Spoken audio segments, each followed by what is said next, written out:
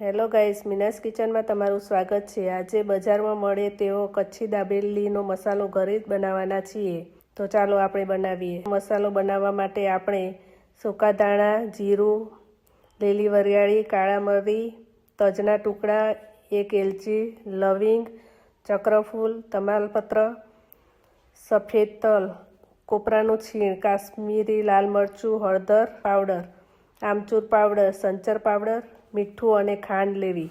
એક કડાઈમાં સૂકા ધાણા, જીરું, લીલી વરિયાળી, કાશ્મીરી કાળી મરી, તજ, એલચી, લવિંગ, ચક્રફૂલ, તમાલપત્ર, સફેદ તલ, સંચર પાવડર, આમચૂર પાવડર નાખીને શેકી લેવું।